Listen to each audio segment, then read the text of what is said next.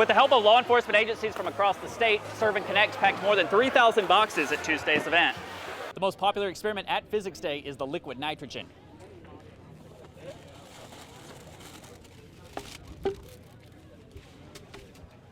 New to the state fair this year, barbecue is back, thanks to Billy G's Carolina Barbecue, but also the old favorites are here as well, including the Swifty Swine pig races.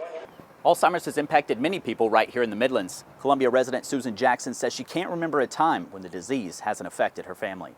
Governor Henry McMaster says that he hopes to get the starting teacher salary to $50,000 by 2026. And while there are things those inside the state capitol can do, a low salary is not the only reason teachers are leaving the classroom. All of the gifts at the store are donated, and they have some pretty cool items to pick from. You may just be used to mail showing up in your mailbox or on your front porch, but it requires a lot of work. The U.S. Postal Service processes hundreds of thousands of packages and over 1 million letters in a single day. Today, we're going to show you how things get sorted, processed, and sent out for delivery. The last time a third-party candidate won an actual state in a presidential election was 1968 and George Wallace. It will be interesting to see if RFK's support keeps growing as he continues his run for the Oval Office. Alex Tejada, ABC Columbia News. In one Columbia neighborhood, residents say that they feel like they've been forgotten for decades. But now, thanks to one lawmaker, that is no longer the case. Mr. McDowell called me one day and was talking about this neglect, and he asked if the state could assist the city because the disaster and recovery program was a disaster. Now, using $4 million in funds secured from the state budget, Representative Leon Howard and Councilman Ed McDowell have seen that 20 houses have been repaired, and they call this just phase 1 of the Belvedere Neighborhood Improvement Project. It's going to take some time to ensure that the people in these communities are made whole. Majority of the citizens out here are elderly African-American seniors who are on fixed income, who would not otherwise have the resource to get their homes repaired had it not been for this program. It makes me cry, but I don't want to cry today. But it just fills my heart just to see this going on, you know, it really do. Because I seen other neighborhoods, they was getting work done right then. And why it had to take us so long? Wiley's house was damaged by flooding in 2015 and is now receiving much-needed repairs. The air conditioning, heating and air, the roofing, the electrical, because the water had came in and burned up my box. My box was burned. I'm surprised we didn't get burned up in the house. It knocked out the lights and everything. Many others in the neighborhood are also receiving renovations or are set to receive work done in the future. For one woman, seeing her mother's home brought up to living condition has been a relief. Just knowing that she has a roof over her head, that everything works well, and we don't have to be wondering if she's going to be cold at night, if the AC is going to go out, all of those different things that we were concerned, even when it came to the floor, if she was going to fall through the floor. So it's just one of those things, it just takes a load off of our minds completely. And I know for me, I'll be able to rest a whole lot better. Representative Howard says he hopes to acquire more funds in the future to help transform more neighborhoods in Columbia. Reporting in Belvedere, Alex Tejada, ABC Columbia News. So I'm here to say thank you. I am here to say, let's do it again. Coming to South Carolina to file paperwork that puts Joe Biden on the presidential primary ballot in the Palmetto State, Vice President Kamala Harris thanked those who supported her and Biden in the last election cycle. When it was South Carolina that created the path to the White House for Joe Biden and me, South Carolina, who understood and believed in the promise of America. Harris spoke at the South Carolina Democratic Party headquarters about the accomplishments of the current administration.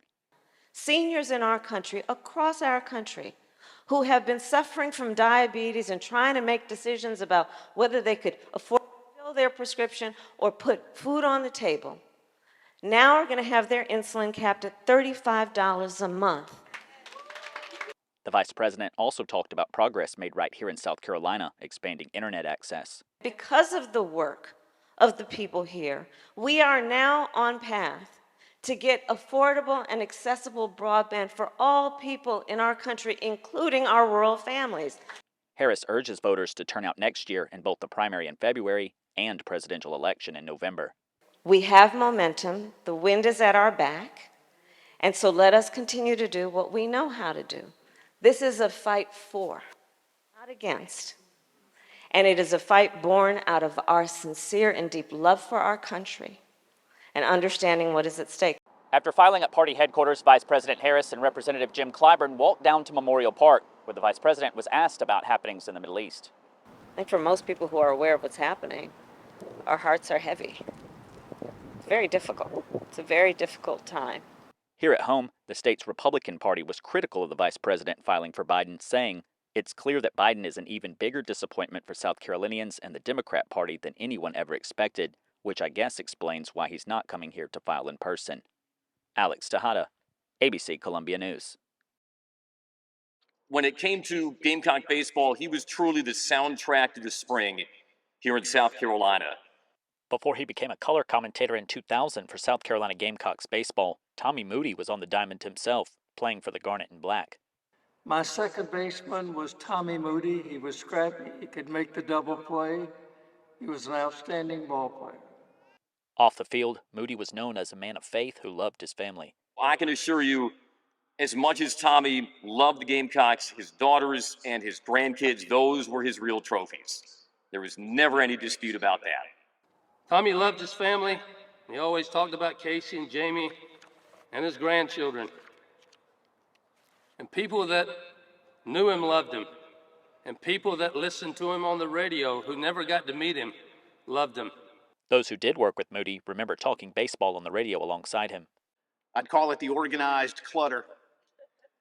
And the man knew where everything was, what he wanted to do. And if something was highlighted, you knew it was extra special to him.